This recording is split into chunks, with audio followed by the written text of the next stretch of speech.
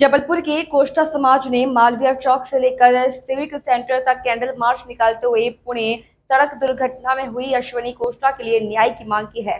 गौरतलब हो कि बीते दिनों पुणे महाराष्ट्र में एक रईस बाप की बिगड़ी औलाद ने लापरवाही पूर्वक गाड़ी चलाते हुए कुछ लोगों को मौत के घाट उतार दिया था, जिसमें जबलपुर शहर के कोष्टा समाज की प्रतिभावान बच्ची अश्विनी कोष्टा भी शामिल है। इधर आकर्षित कोष्टा समाज के सदस्यों ने मांग की है कि पूरे सड़क दुर्घटना केस में जिस तरीके से लापरवाही बढ़ती जा रही है, उससे साफ नजर आ रहा है कि कहीं ना कहीं पैसों की चमक के आगे न्याय फीका होता जा रहा है। उन्होंने मांग की है कि दोषी को सख्त से सख्त सजा दी जाए ताकि आने वाले समय में किसी परिवार की बच्ची को सड़क पर कुचला ना जाए।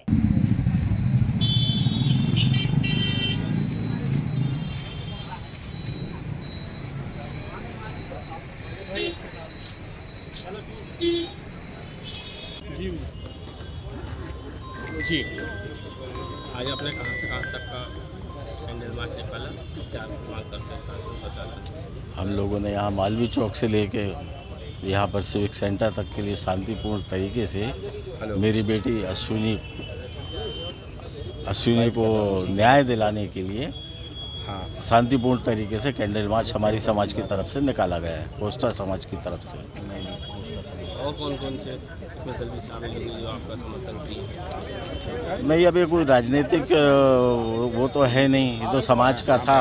वैसे विभिन्न समाज के और सभी लोग जो मेरे स्नेही जन जो है ना, सभी शामिल हुए हैं। ऐसा कोई राजनीतिक मंच नहीं है।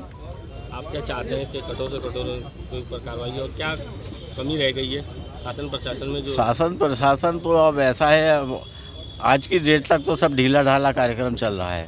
मेरी मांग है कि मतलब थोड़ा जल्द इसमें कार्रवाई की जाए और जल्द से जल्द न्यायालय में ये केस पुटअप किया जाए। साथ ही मैं इस मंच से कोष्टा समाज की तरफ से और मैं एक पिता होने के नाते मुख्य न्यायाधीश, सुप्रीम कोर्ट के मुख्य न्यायाधीश महोदय से निवेदन करना चाहता हूं कि इस केस को, चूँकि इस केस से पूरे देश की विचारधाराएं जुड़ चुकी हैं, तो इस पर विशेष रूप से निगरानी करके इस केस को निपटारा किया जाए। इस केस का सुरेश कुमार कोष्टा, अश्विनी के पिता। विगत दिनों पुणे में, महाराष्ट्र पुणे में कोष्टा समाज की इंडियन लड़की, जबलपुर निवासी अश्विनी कुमारी और अनीश अवधिया, जो कि मध्य प्रदेश से हैं, दोनों एक गाड़ी में जा रहे थे। जिस तरह से रईस यादव द्वारा कुचलते हुए उनकी हत्या की गई और उसके बाद शासन प्रशासन वहाँ का जिस तरह से उस आरोपी के आव भगत में लगा रहा, जिस तरह से सोशल मीडिया में चल रहा है कि पिज्ज़ा वगैरह भेंट किया जा रहा था, और फिर इतने के बावजूद भी शासन प्रशासन के आँख के नीचे उस आरोपी के माता पिता, जो बहुत बड़े बिल्डर हैं और राजनीतिक दलों से संबंध रखते हैं, उन्होंने बच्चे की नाबालिग का सर्टिफिकेट बनवाया डॉक्टर से। शासन प्रशासन क्या कर रहा था? हमारी यही मांग है कि नाबालिग का सर्टिफिकेट बना के इतना बड़ा अपराध किया, योजनाबद्ध तरीके से गाड़ी चढ़ाकर होनहार बेटे बेटियों की हत्या की गई, और जिस तरह से संरक्षण दिया जा रहा है।